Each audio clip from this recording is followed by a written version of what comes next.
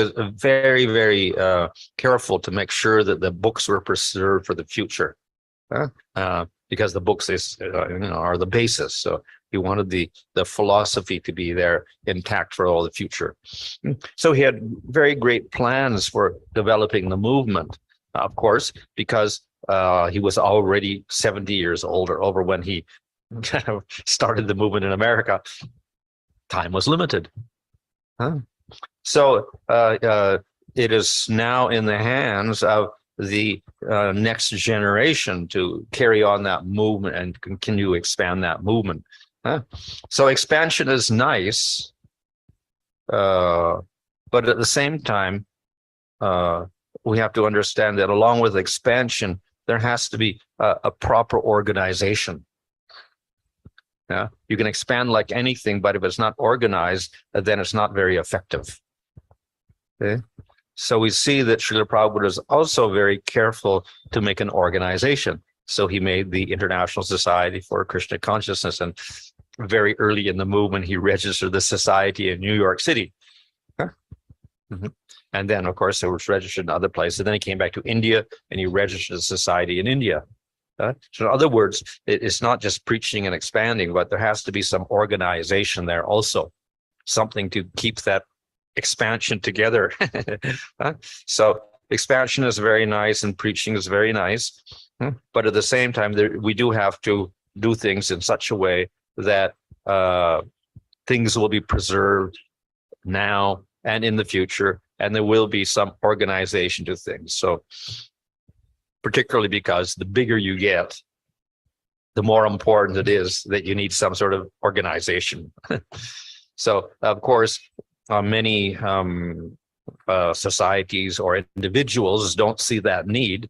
For instance, the Gaudiya Math or other spiritual societies, because they're limited to one temple, for instance.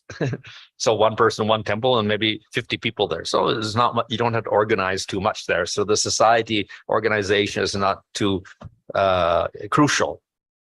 And then there's one person at the top, the head of that institution. So he more or less manages everything.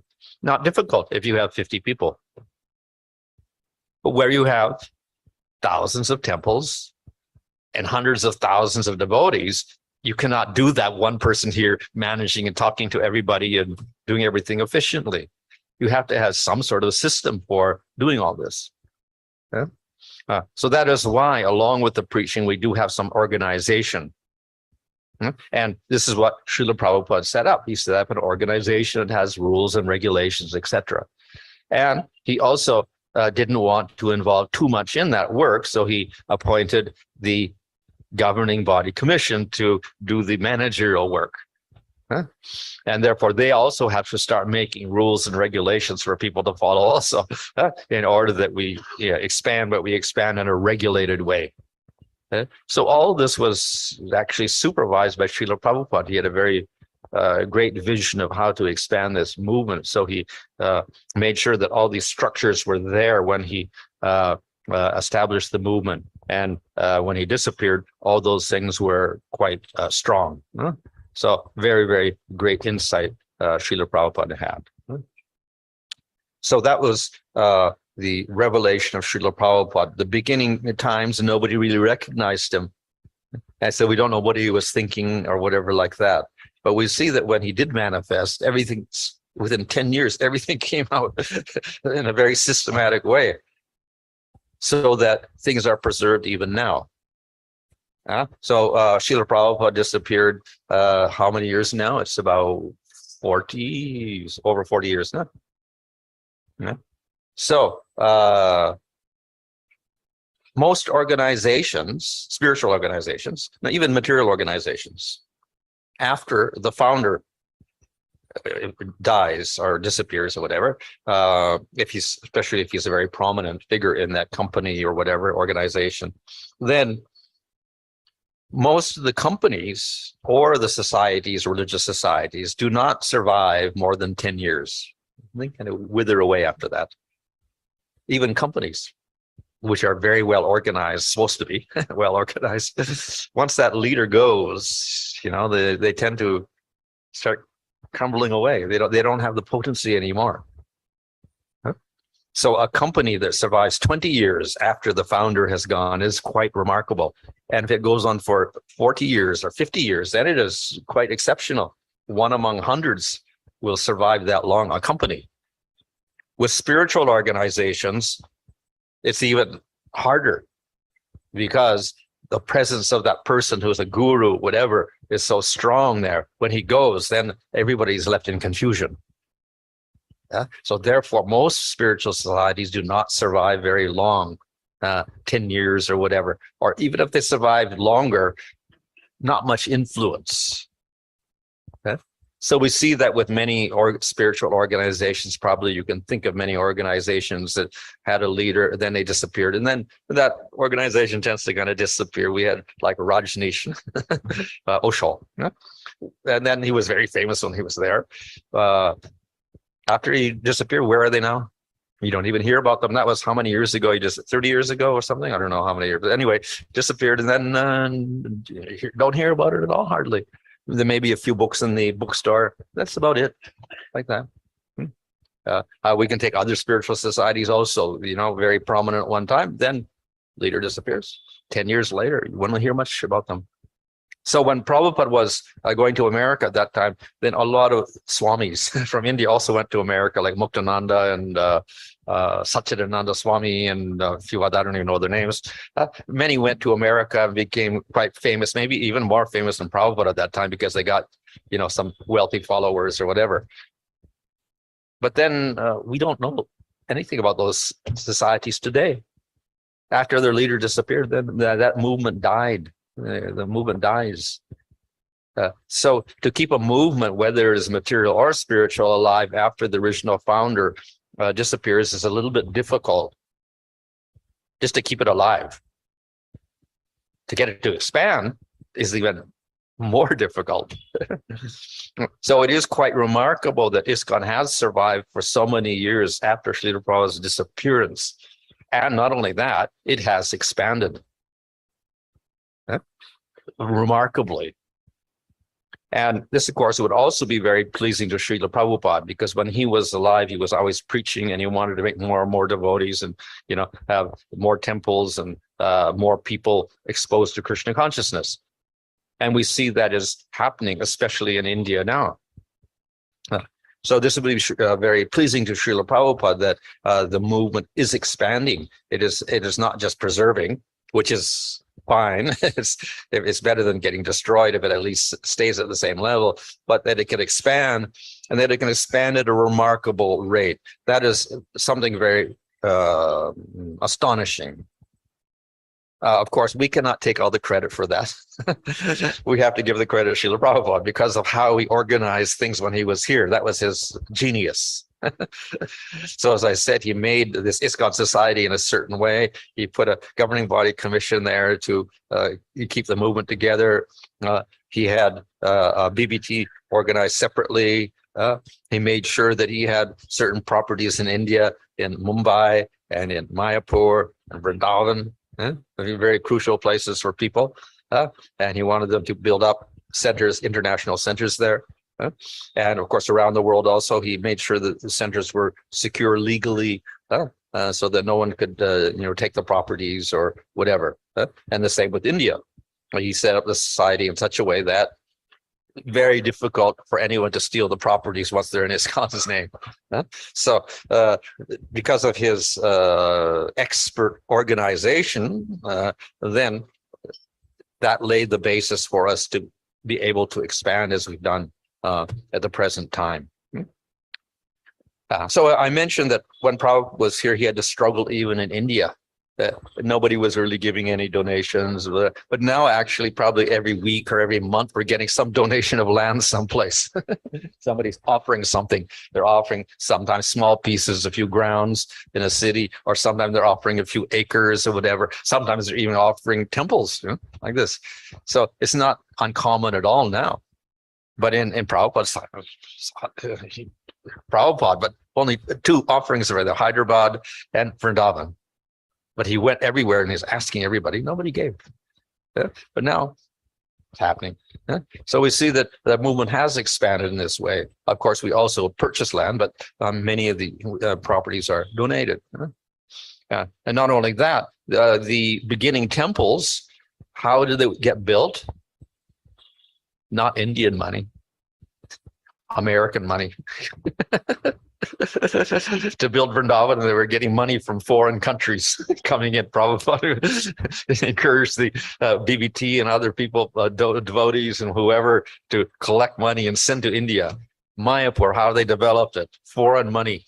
Bombay, how they built it, foreign money. Of course, they had some local life membership, 1,000 rupees a member, life membership, 2,000, then went to 5,000 rupees later on.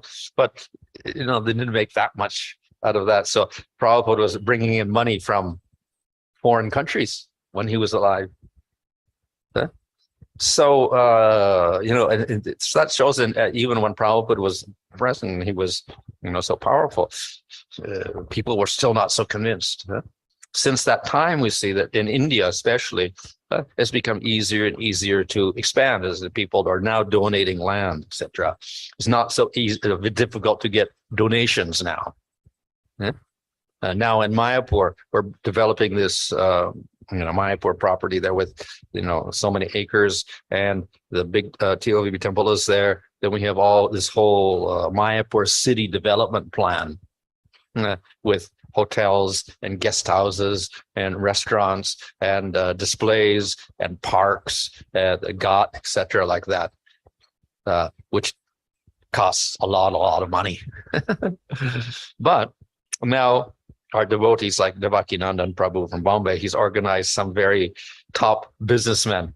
So they're going to help finance the whole thing, which is, cars and cars and cars and cars and cars of rupees. So we don't have to scrounge for money. They will find ways of, supporting this and getting this whole city developed. And right now, of course, the government itself has donated the ghat on the river, the Ganga River, which will be built in 1 year. Which is, 22 crores or something rupees just by itself. So we're getting not only individual support, we're also getting government support in different ways. So this is quite remarkable that the society has developed, especially in India, in such a way that we're getting support from all quarters, from the business community, from the government, from individuals.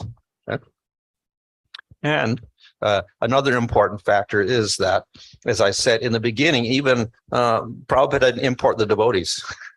There's no Indian devotees. India, we think, is full of devotees, but it wasn't at that time.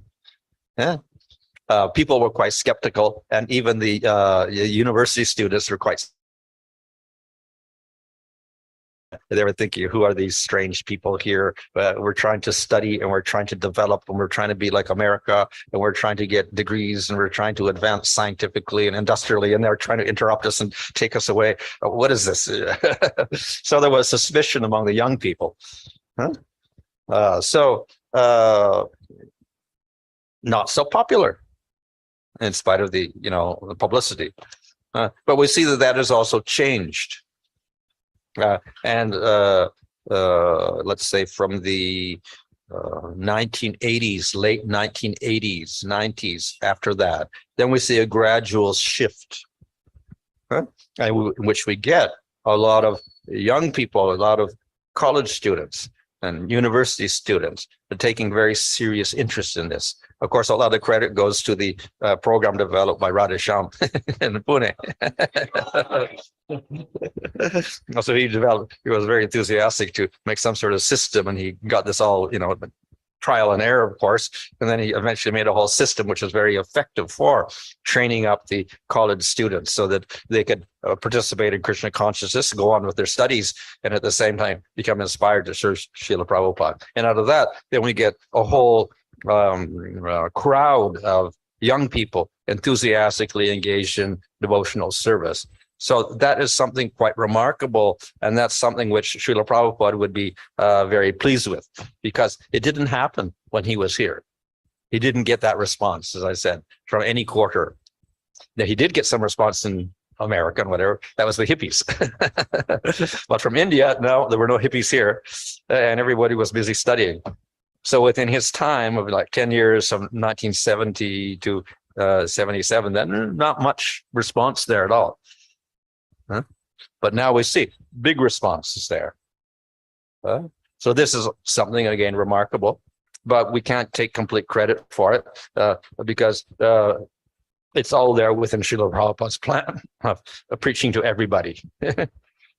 So in order to have a dynamic organization, we always have to bring in new people.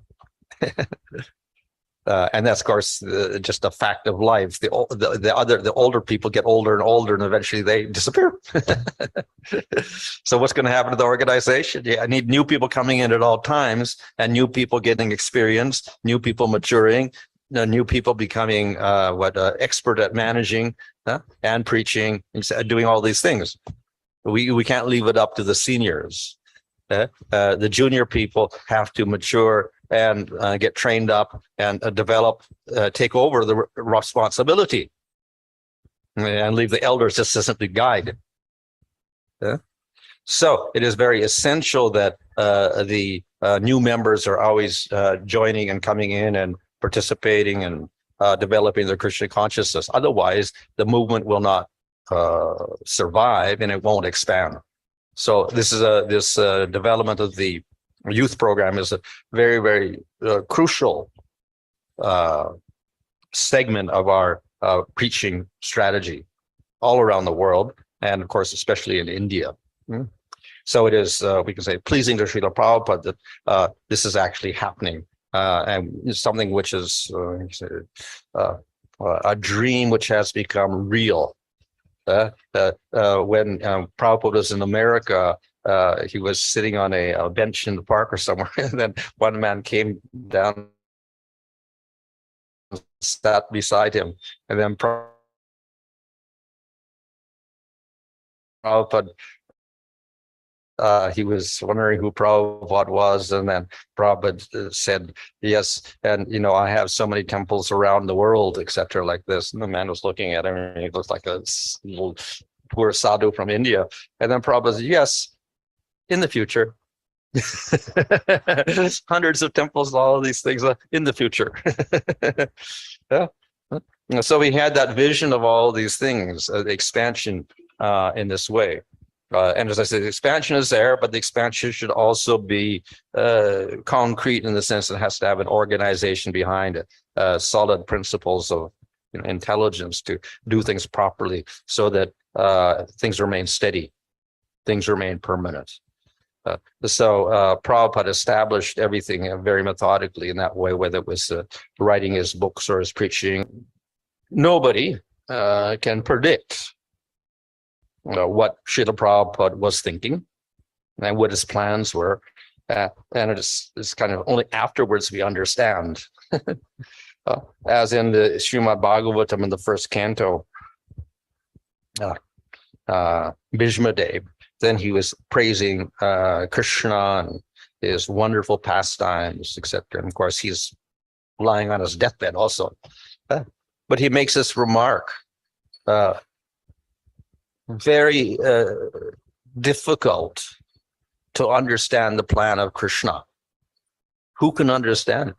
We cannot. We're the great devotees like Bhishma Dev and Kunti. We're puzzled. We don't know what the Lord's trying to do. Why does he have this huge Kurukshetra war, for instance?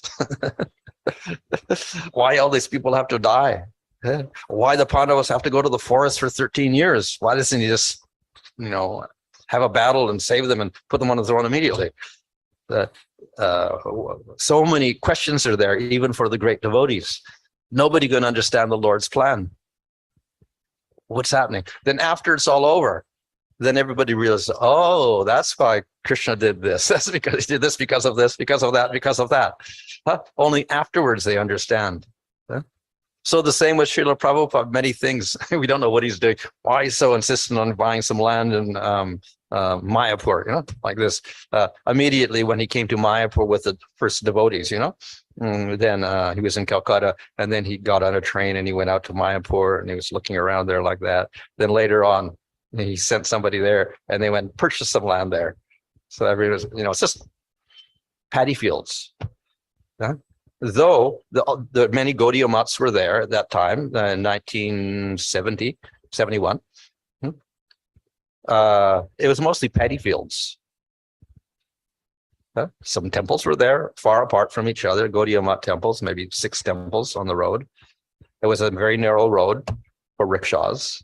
And on Guru Purnima day, there was no one there. No crowds. Maybe a few old widows going to the temple, a few rickshaws going down the road. That's it. Nothing else. And it was just paddy fields on either side, very quiet, like that. And a few rickshaws going down the road on Guru Purnima day. Nothing there. And so people wonder, well, and Prabhupada, why is he buying land out here? What are we going to do? And then he bought some land and he put a devotee out there. And the devotee was there. And then that flooded, and he had to sit on the roof of the hut because there was water everywhere.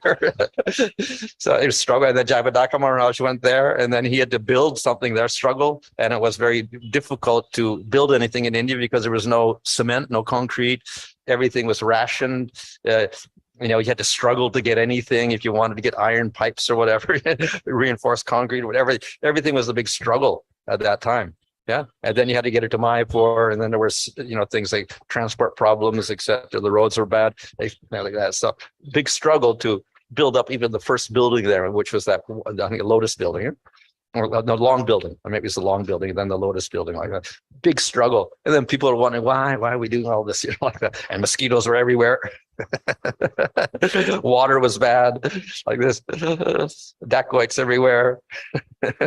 So people wonder, well, why Prabhupada wants to do this, Huh? Well, then Prabhupada finally revealed, here we're going to have the biggest temple in the world. We're going to commemorate the birthplace of Chaitanya Mahaprabhu. We're going to have this huge temple, etc. And then now we see that is also coming true. And then so many, prominent people are also becoming enthusiastic to support this and make this dream come true. But it's only now that we realize Prabhupada's plan. The same in Bombay. Prabhupada went and purchased this land. There was a big struggle with the landowner. What's the name? Nair. Very, very big problem there. And then at one time, Giri Raj said, okay, we're going to give it up. And then Prabhupada got so angry that he was going to settle for the, giving it up. And then, but probably he also said, why are we struggling so much, just for this piece of land with mosquitoes all over it, and occupied by so many tenants, And at that time, it was not like it is now. It was full of mosquitoes and swamps and, some apartment blocks with people in them. Yeah. And then we're struggling with to get possession of the land, etc. So the devotees are wondering, why are we struggling like this? But now we see the temple there is so it's a center of Krishna consciousness, a solid center, and it attracts so many people. But at that time, nobody could realize, understand what was happening there. Yeah? So in this way, we can't really understand Prabhupada, but when he was present, we couldn't understand what he was doing. But now we can realize some of the things that he did, they make very good sense nowadays, and we can appreciate them, which is a little unfortunate because we should have appreciated it when he was with us. But now that he's gone, we can appreciate his expertise and his genius. So as I said, Prabhupada's mood was to keep expanding. If you can't do anything, at least preserve, but it's better if we keep expanding and expanding and expanding. So that's good that we do that. At the same time, as I said, we do have to have a proper organization. So along with that expansion, we have to be a little intelligent to see that it goes in a proper way, that it doesn't expand and then collapse. As I said, a lot of organizations, they expand and the leader disappears, and then it collapses and it's finished. So all the effort you put into it is useless. So you want to expand, but we also we don't want to waste our energy. We want to keep everything permanent that we got, and we can expand further. So therefore we should expand, and with everybody's enthusiasm, we can do that. At the same time, we rely on some organizational expertise to keep everything firmly in place when we do expand, so that it stays permanently. So all of this, of course, these principles were established by Srila Prabhupada himself. So we should try to imbibe the spirit of Srila Prabhupada. If you read the Lilamrita, then you can get some idea of the ways in which Srila Prabhupada did things. And through that, we can understand a little bit of his way of thinking, the way he was planning, so that the movement would stay together into the future. Of course, Prabhupada says, it should go not just a few, 30 years, 40 years, which is good for a movement, but it should go thousands and thousands of years into the future. So that means we really have to be a little serious about, making things permanent, expanding, but making things permanent. The one important factor here, of course, is it's good to expand, it's good to be permanent, but then we see some movements, they do that, they also change. As we see with like the Christian church, it changed. After 200 years, they changed everything. And after 500 years, they changed everything again. After 1,000 years, they changed everything again. So the movement nowadays is not anything like it was when Christ was around, or even 100 years after Christ. It completely changed everything. Philosophy changed, rituals changed, people changed, everything changed, language changed, everything changed. So Prabhupada didn't want that to happen. We have certain principles that we have to keep intact. In spite of the expansion, in spite of the organization or whatever, there are things that we need to keep here permanently as well. Yes, we have to adapt to the change of the modern world. At the same time, there are also things that we don't want to change at all, things which are permanently there, and they'll always be there. So that's why Prabhupada also had the books.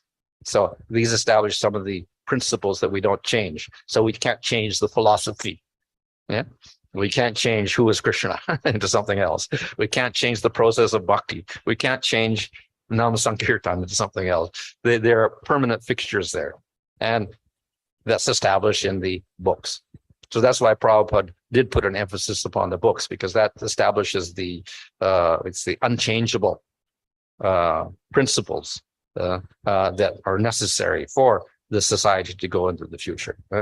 So if we have an understanding of those unchangeable principles, plus we have an enthusiasm to expand, plus we have the organizational know-how, then we have a good opportunity to fulfill Srila Prabhupada's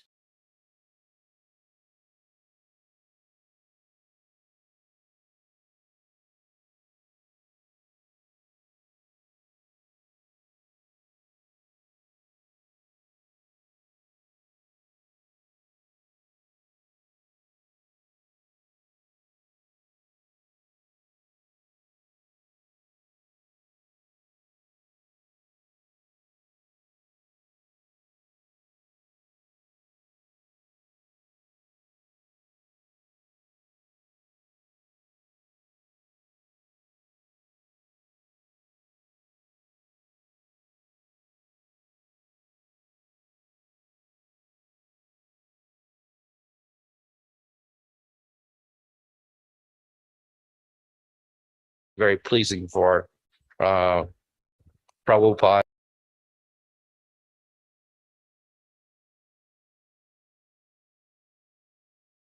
Maybe my screen went off actually because of some internet issue. My Wi-Fi went off, so I'm really sorry if there was some disturbance in the lecture. So now we'll quickly join to the glorification session of Maharaj. So I will share the PPT first.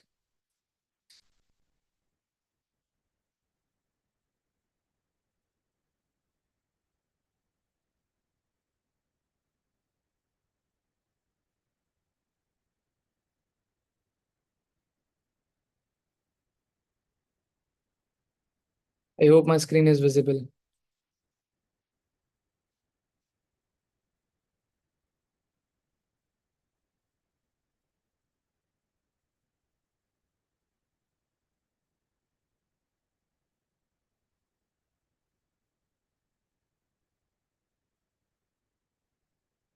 Can someone confirm if my screen is visible? Visual, bro, visual. Okay. So first of all, I would like to take blessings of Maharaj and all the devotees assembled before glorifying Maharaj. So about His Holiness Bhanu Swami Maharaj. So Maharaj was born on 26 December 1948 in Canada to a Japanese parents. So before initiation, Maharaj's name was William Benedict. and Maharaj holds a BA in Oriental Fine Arts from University of British Columbia. And he studied at Columbia University and got the master's degree in mathematics as well. And during his academic years, he came across the teachings of Srila Prabhupada and gradually developed deep interest towards the Gaudiya Vaishnavism. And actually, he got connected to Krishna consciousness in Japan only, not in Canada, in 1970, and was initiated by Srila Prabhupada during 1971 Kumbh Mela. And later he joined Prabhupada and all the entourage in early India tours and Mayapur development project. As Maharaj was saying about how initial Gaur Purnima used to be, how Bhakti Swami Maharaj uh, took all the hardships to make Mayapur. So he was in the initial days of Mayapur development as well. And about the early services in ISKCON, he assisted in early ISKCON campaigns in India with Srila Prabhupada. He was also present during Mayapur land acquisition and development, as said in the lecture as well. And personally trained by Srila Prabhupada in deity worship and Sanskrit pronunciation. Translated Srila Prabhupada's books into Japanese. So there are only few like early devotees from Japan, and Maharaj was one of the most early devotees who joined Srila Prabhupada and is from Japan. So he also translated Srila Prabhupada's books into Japanese language. He served as secretary to His Holiness Bhakti Swami Maharaj for 5 years, and he took sannyas in 1984. Well, about preaching and leadership. So Maharaj preached Krishna consciousness in Japan, Malaysia, Russia, Australia, Canada, US, UK, and India. So especially as of now, Maharaj is based in, he is a ZBC member and zonal responsibility of South India. And Maharaj mostly resides in ISKCON Chennai. So it's a dream project of Maharaj that has already sprouted up and is a long time resident of Chennai, involved in Chennai temple construction, strategic contributor to ISKCON's Parallel Lines of Authority Committee. Maharaj is known for his scriptural expertise. I was waiting for the slide to come. Actually, Maharaj is widely respected for his deep scholarship in Sanskrit, Bengali, and Vaishnav scriptures. He is especially known for his translation work. So, Maharaj is deeply influenced by Srila Vishwanath Chakravarti Thakur, passionate about resolving philosophical questions through Shastra, translator of 133 plus books, comprising 163 plus Gaudiya text, focused on commentaries on Srimad Bhagavad Gita, Sri Ishopanishad, and Srimad Bhagavatam, and continues full-time translation work to this day.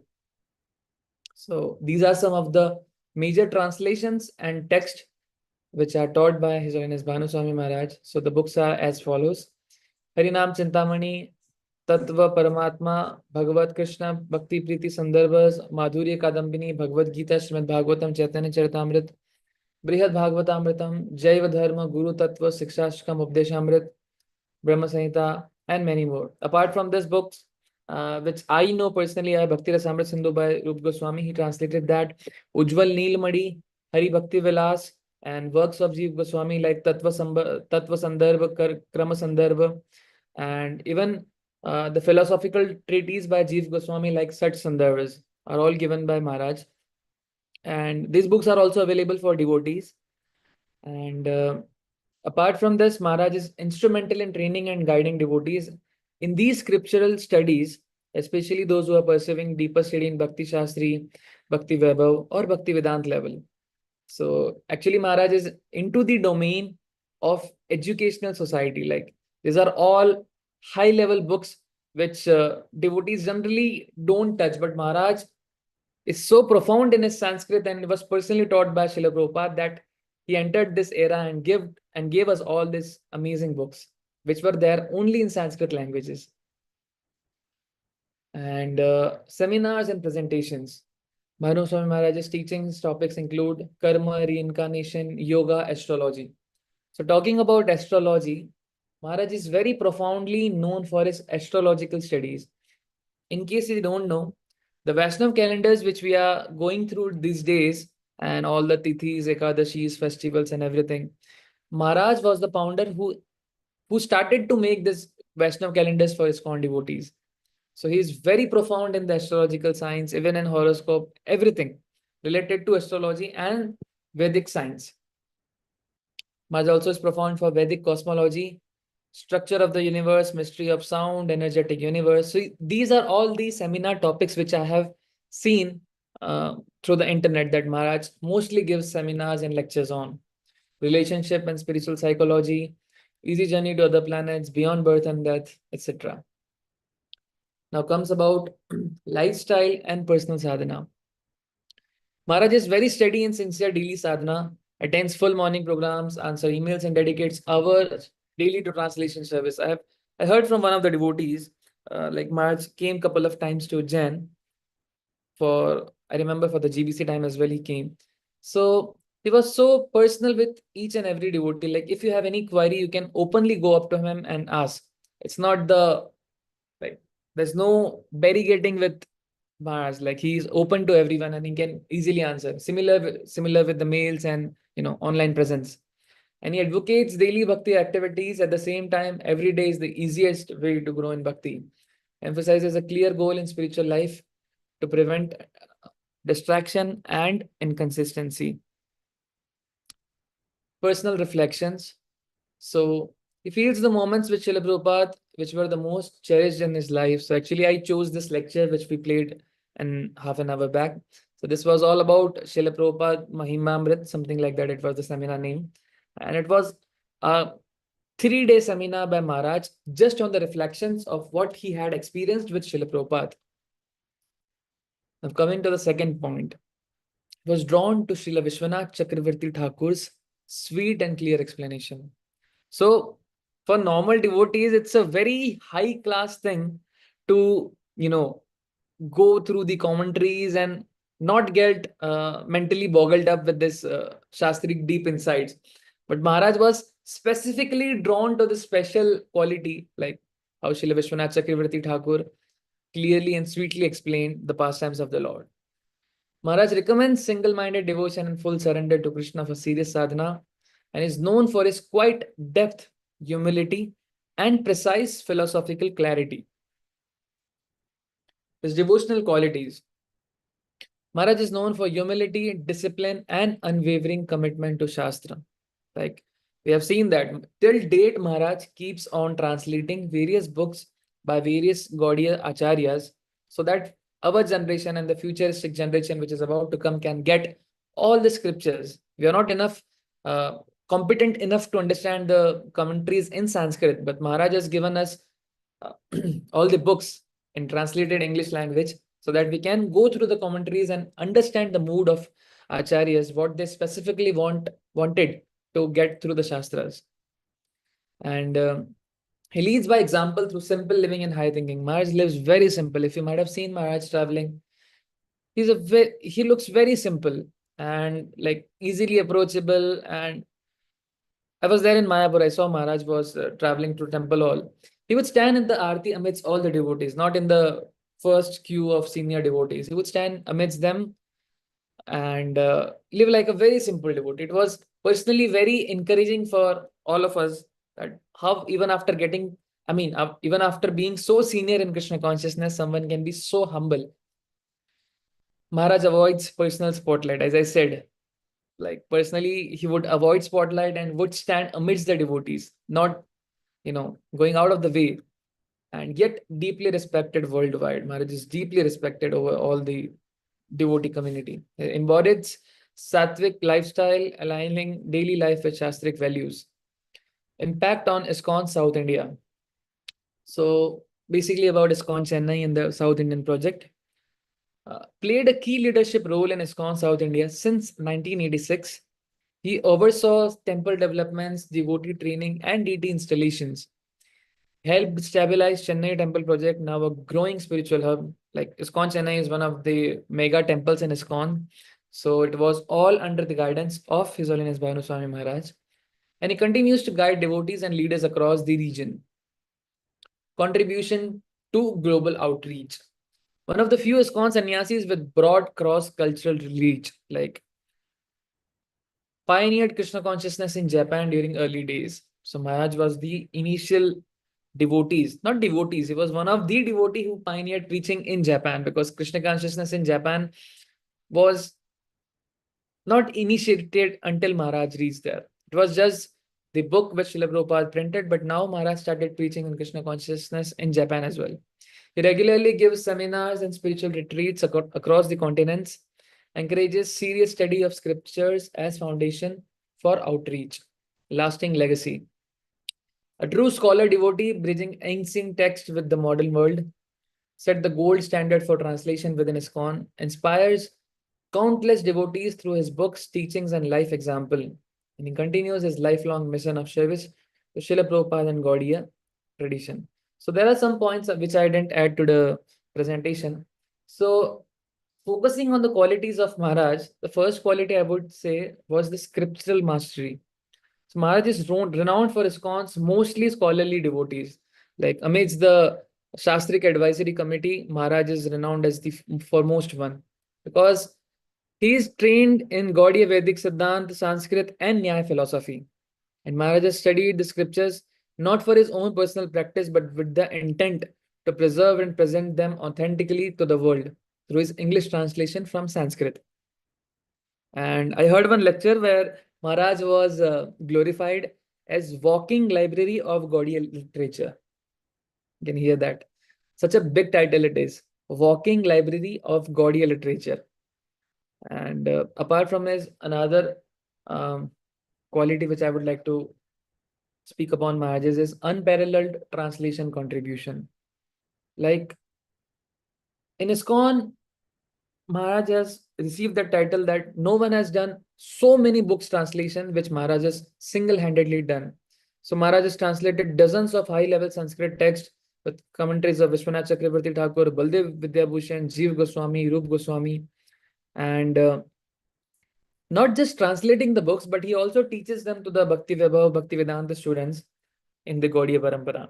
So actually these books were not available for any English speaking devotee. Now, I mean, it was just in Sanskrit language, but now because of his literary works, we all can get that book and read the mood of our various acharyas. And about his simple lifestyle, Maharaj is very austere and his renounced lifestyle. So he is deeply, actually, Maharaj is very deeply introverted and focused only on spiritual practice and study. I mean, he never is seen, is completely actually detached from all the things. Even while attending GBC meetings, what I saw, like he completely stays silent and he's just reflecting humility and gravity. It's a very unique nature. And it's just not that Maharaj doesn't have a loving nature. It's loving but reserved nature. Maharaj is very compassionate and is approachable to every sincere seeker. Even if you mail Maharaj regarding some Shastric query, you will get the response as soon as possible. I have personally seen that through his various examples. And the best part of his teachings is like we can see that how Maharaj is translating various of these books. But the thing is, that apart from translating such books, we can see that still the teaching methodology of Maharaj is very simple and clear. Like it's not very much Shastric jugglery or something like that. It's very clear for each and every devotee. And the last quality which I would like to mention about Maharaj, Maharaj has bridged East Asia. Like there was very less preaching in the areas like Korea, Japan, and East Asia, countries like that. So Maharaj is one of the pioneers who started the preaching in countries like these, Japan and Korea, something like that. And he gave all those devotees resources of Srila Prabhupada books, which were translated from English to Japanese by Maharaj himself. So we have got such an amazing spiritual personality amidst us, who gave us so many spiritual books, literatures, translated so many commentaries into English language, which was accessible by us. So we are very grateful to have such Srila Prabhupada disciples amidst us, who push us so that we could sincerely have our spiritual life smoothly going. Maharaj, I would like to request of you to add up something. Very nice. Well described. Thank you very much. We are taking so much time to present this thing, but the way Prabhupada gave example about decorating the mirror already by that time we become decorated. When you are preparing presentation, by that time you are endowed with so many teachings of our stellar follower Srila Prabhupada. You are able to see through their vision, scripture, Srila Prabhupada. Those are listening, how much they'll get benefit, but you will get maximum benefit. Thank you for taking this service, all the responsibility. Okay, tomorrow who is? You are muted. Yes, Maharaj. Tomorrow, Maharaj, will be hearing from His Holiness Bhakti Swami Maharaj. Oh, very nice. Good. Thank you very much. Srila Prabhupada ki jai.